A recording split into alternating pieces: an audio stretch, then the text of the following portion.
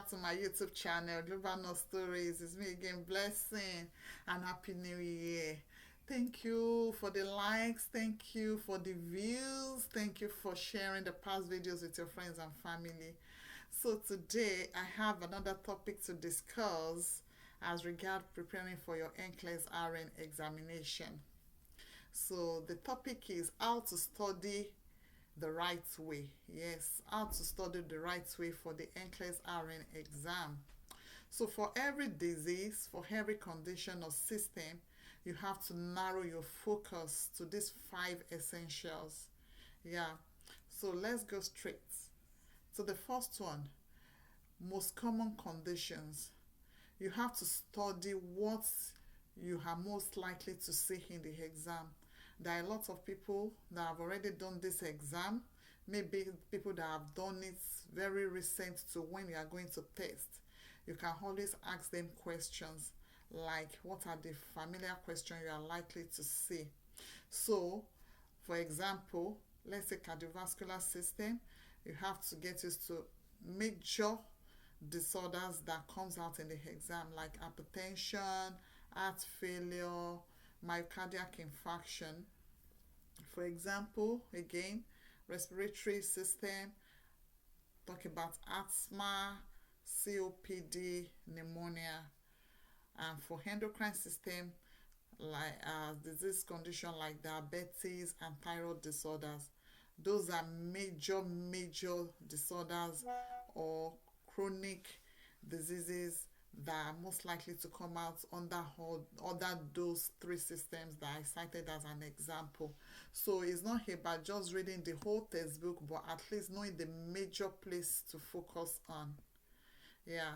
So the first one is know the common conditions and make sure you study them well. Know the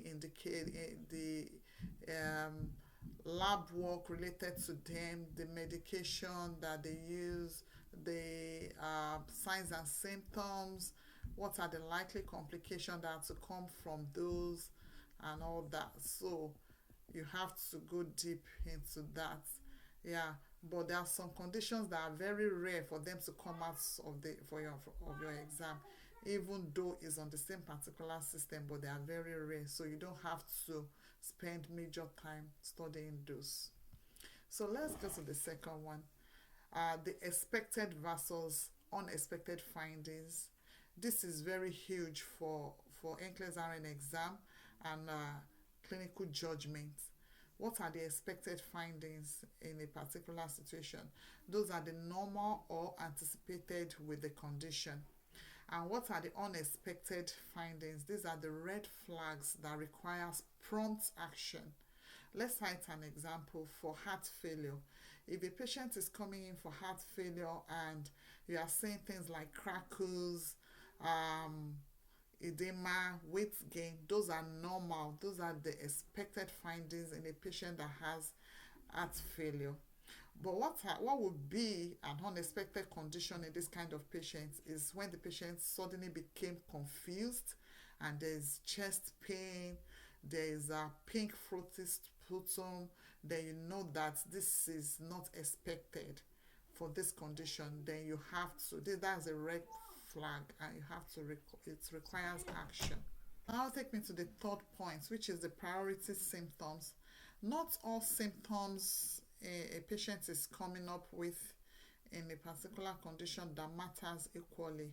So when we are talking about symptoms in patients, you should focus majorly on airway symptoms, breathing, circulation, neurological changes, signs of shock or infection. So this will guide you by asking what symptom is life-threatening, what symptoms comes first. Example, for a patient having hypoglycemia, your priority symptoms will be altered mental status. And while mild hunger will not be your priority symptoms, a patient that is hypoglycemic, that is already having altered mental status, needs to be attended to immediately. You have to prioritize that kind of patient. So the fourth on the list is first nursing actions. You have to know what the nurse does first not what the doctor's orders. Now, this exam is nursing-based exam, so it's about you, your clinical judgment, yeah, your critical thinking. So, first nursing action.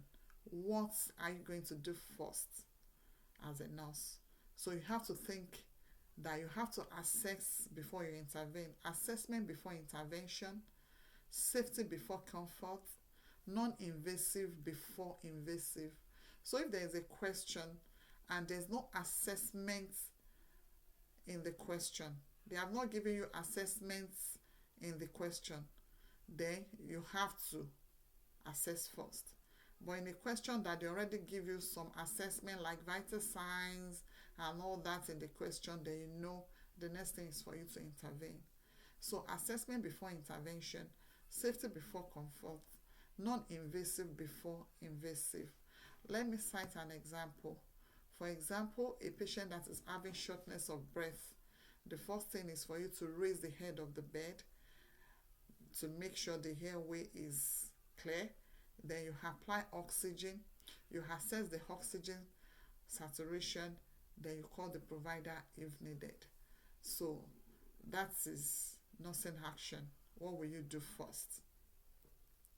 So there are some keywords that are very, very important when you are answering your questions. Keywords like first, initial, priority, and best response. You have to note all those keywords. Then the fifth point on this list is you must know your labs. You don't need all labs, but only the ones that are tied to safety. If this is off, this patient is in danger. So you have to focus on labs that signal danger, that guides your nursing action, and that requires immediate reporting. For example, a patient that the potassium level is high or low is going to affect the heart rhythm. So that is very, very important. It's tied to safety. You must know your blood glucose levels, the normal versus the abnormal. You must know the sodium, the range, the normal range of sodium, because it's going to affect the neurological status of the patient.